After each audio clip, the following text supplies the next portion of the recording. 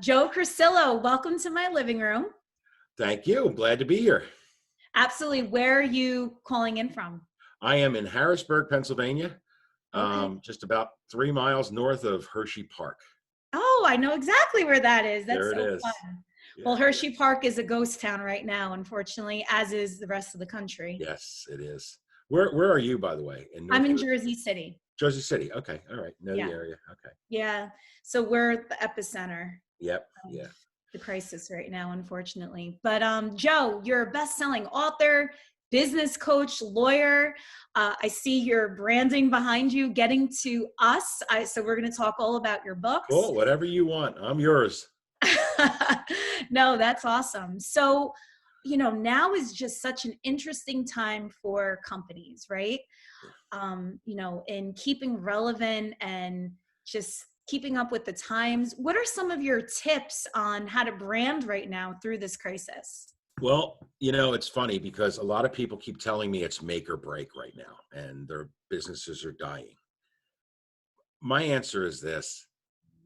This is the perfect time to sit back and reevaluate where you're going. Because, first of all, I mean, my book is about creating a unifying vision. Okay. It is about creating a vision that is so big, everyone can find their noble purpose to make your vision happen. And here we are in the middle of this horrible pandemic. And no matter who I talk to around the globe, everyone is talking about the same thing. The world is unified in fear of this dreaded virus. So if we look at what that teaches us, my argument is we should be looking at what it teaches us and see how to apply that to our business and plan to come back stronger and bigger than ever. And that's what we should be doing. So how do you do that? Okay. Take a look at, and let's talk about the lessons to be learned. First of all, here we are wandering around, and when we talk to people, the same topics come up. Wash your hands, wear a mask, social distancing, um, gatherings in small groups, less than, it keeps changing, but less than 5 or whatever now. We didn't talk about this stuff a month ago. It's brand new, but we've all adopted this new language. We didn't even know. I mean, social distancing, that's what introverts did. Now we're all doing it. Well, ask yourself in your business, what can you change in your business that people will adopt moving forward to become unified? Now, I can tell you, my daughter, who, here we are, pandemic of 2020, 2 floors up in my house, in her bedroom, my daughter's working in her office remotely. And she works for a hospitality company. And they're shutting down hotels, things are closing, but all of a sudden she does their taxes. So she has become an incredibly important person because throughout all this, she's got to keep things going. And truthfully, I got to be honest, I think she's working harder now than she did when she had an office because it's the same culture, which is they've kicked into survival mode and they're worried about every little detail of the business because they're afraid of losing grip. Well, okay, here's my question. If you're going to take the time to be an entrepreneur, you're going to take the time to start a business, shouldn't you be afraid of all of that stuff every morning when you wake up? Not Yes, just because there's a pandemic. How absolutely. much do we take for granted in our businesses that is causing us to fail? If we turn our back on one thing, something else is going to come and get us. We should be aware of everything. And I hate to say this, I joke with people. I am excited by the fear of failure. Really? I wake up every morning convinced it's the last day my business is going to survive. But I also know that I have a dream that is so big that I'll just pick another direction. But that motivation of looking at myself and saying, okay, look, I'm an Italian Irish kid from Philadelphia. I had an Irish mother who loved to tell me everything I did wrong. So waking up and telling myself I do things wrong is like waking up as a child in Philadelphia. So I wake up and look at everything I did and I say, what can I do today to fail? And Yeah. I know what my failure list is. So I avoid those things. Just like we're avoiding contact, we're avoiding staying, keeping our hands clean. I live with this notion of, I know I can fail, but I don't want to, Yeah, and I'm exactly. not going to let it happen. If we look at our businesses, what have we neglected for the last X teen years? What have we ignored that all of a sudden now, oh, wow, let's make that the focal point and fix it. Yeah. And when we come back, don't take it for granted anymore. You know what's interesting too? I mean, this is now a great time to just evaluate where you are in life. I mean, maybe you're in the wrong job. I mean, I'll put it this way, if you were disenchanted with your position in the workforce, now is the time, I think, to change it. Absolutely. And not just in the workforce. If you're in your own business, I don't care if you're by yourself, with a team, or in a large conglomerate, maybe you don't belong where you are. Yeah. And maybe it's time to sit back and say, okay, when I come out of this, I'm going to go in a different direction. We know a lot of people are unemployed right now. Well, I just talked to someone yesterday who's a friend of mine, and she's going to get unemployment. She'll be fine for a while, but she's devastated because her business fell apart. And when I was talking to her, I said to her, I told you a year ago you were in the wrong business. When you're ready to talk about the right business, give me a call. And she said to me, why do you think I'm in the wrong business? And I just laughed and said, when you figure that out, call me. Hmm. And it's because this person she's not aggressive. She's not highly social okay, let me rephrase that. Not highly social in a useful way. She Yeah. loves knowing people, but she has no idea what to do with her network. Hmm. So I basically said to her, you're really an introvert in extrovert clothing. Yeah. Revamp what you want to do. And when you come out of this, we can have a new business model for you. And So you that's what, develop that for people. You help them develop their yes. business Oh, model. I will help people do that any day of the week. In fact, it's funny. I just helped a school teacher who was going to retire this year, which suddenly came about much faster than she expected. But she wanted to retire this year and didn't know what she wanted to do in retirement. So I took a little bit of time with her and we figured out what she was going to do. And now she's starting this tutoring business in foreign languages. And the funny part is, here she is now, school's canceled, not going back, took early retirement because they announced the schools are not reopening this year. And yesterday I texted her and said, it's time to start getting on Zoom and doing language classes because people are home. Yeah. And in fact, I said to her, I said, I need to brush up on Italian. I'll be your first student. You know, but the thing is, helping people do that, I don't know. I mean, the first time she texts me and tells me she got her first student, I'll just dance a happy dance in my house, Oh, that's because I awesome. love seeing that happen. Yeah. Yeah. So I want to just get back to, Yeah. hiring the right people and having the right people around you because, most of my staff, they're 1099 employees. Right. So I've been, there's only so much I can do. I filed for everything I could possibly file because I want to help them because they're such a good team. They're loyal. I love them. Right. But they're down right now, and so I check in with them when they tell me they're down. I try and perk them back up. I make them realize that we have all these things in the pipeline, and when everything opens back up, I'm confident that is there anything more that I can be doing to quell people's fears or people watching right now to quell their employees' fears? Yeah, I think, yeah, I mean, here's the hard part. You've got to know who your employees, and you obviously have a small group that you know. Yeah. A Oh, very lot, well. Yeah. right. And you're going to know them well. Like I know my team, I know who everybody is. I joke about it. I said to somebody yesterday, my team, I'm in Harrisburg. My executive assistant is in Berkeley, California. My manager's in Fargo, North Dakota. it's sort of like we're all scattered all over the place, but I pretty much know where they are at every minute of every day because we're friends. Yeah. We have a bond. We're a team. Yeah. That's easy. What gets harder is when it gets bigger. And not that I was coaching, but a friend of mine is still fully functional in a pharmaceutical business, and he's the CEO. And it's amazing because I went over to visit him for something.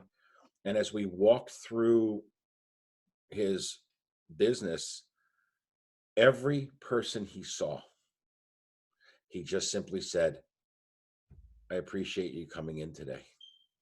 Hmm. And you saw them light up and smile. And the reason is people, they're working in a warehouse. They're following every precaution under the sun, but you got to know they're scared to death to be there.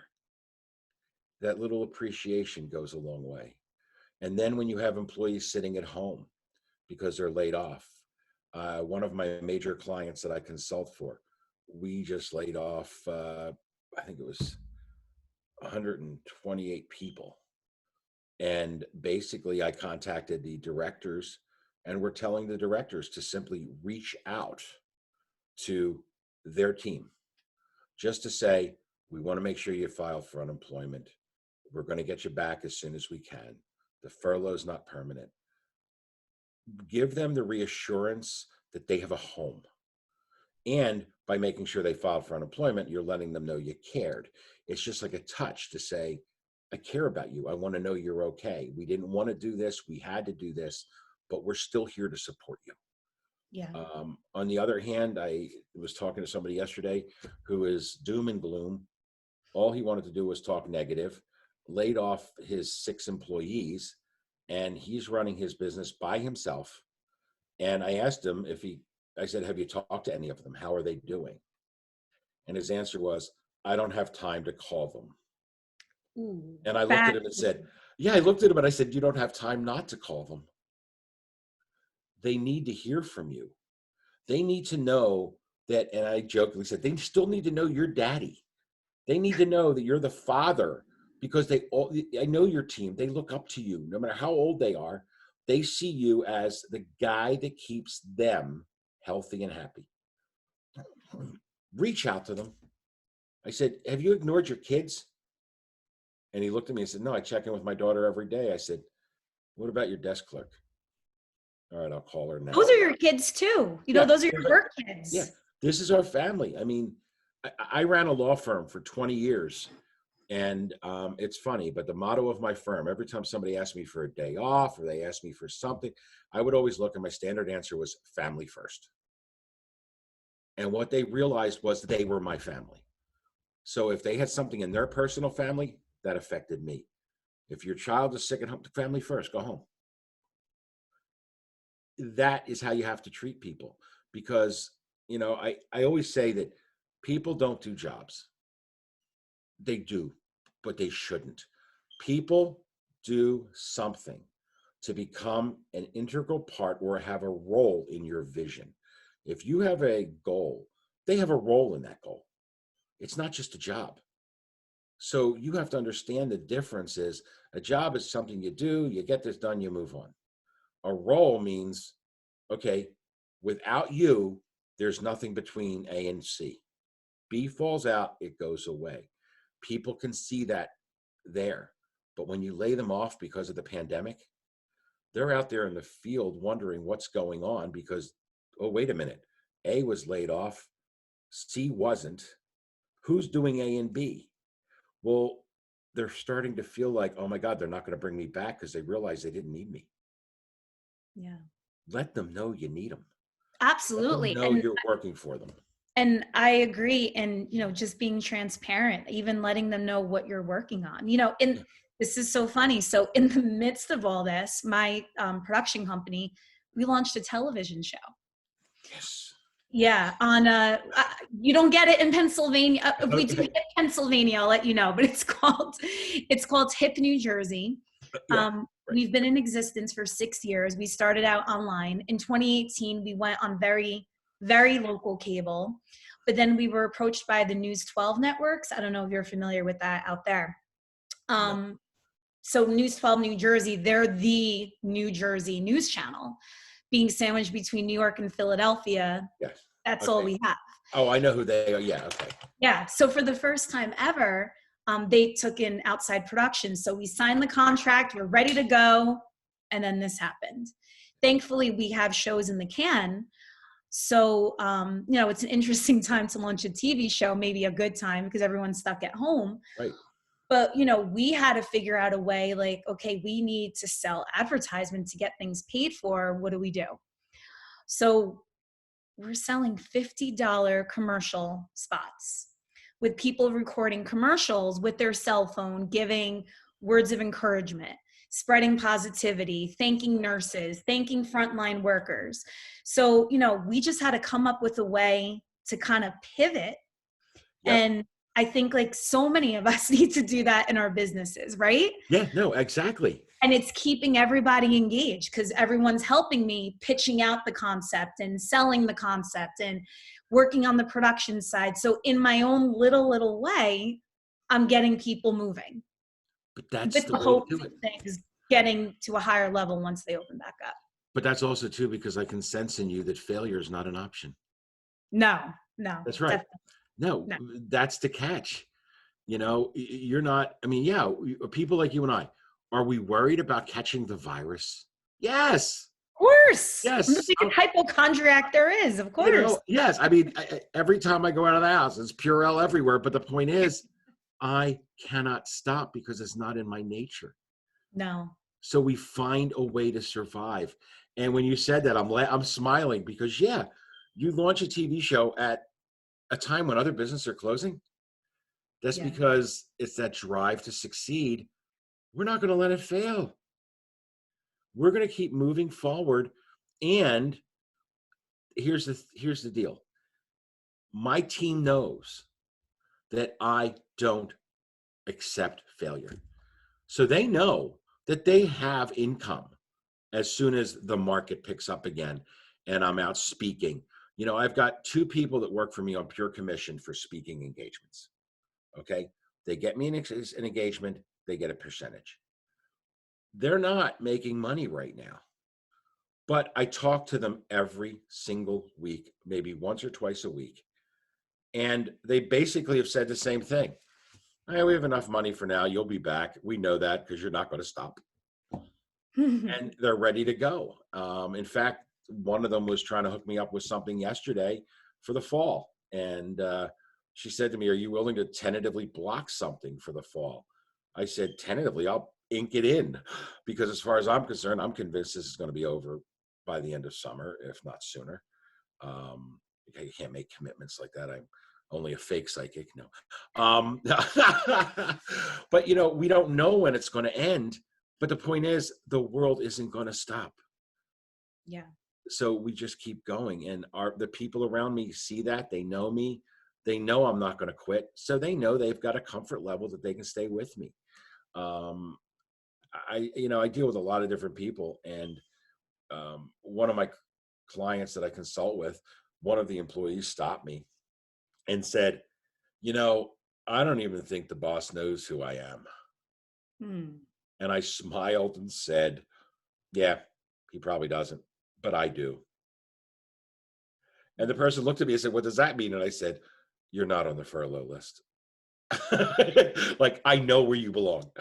And it was a reassurance that said, go back and do your job. And it was true, by the way. It wasn't someone getting furloughed. But the person was living under this fear for 2 weeks that they were going to be out of work.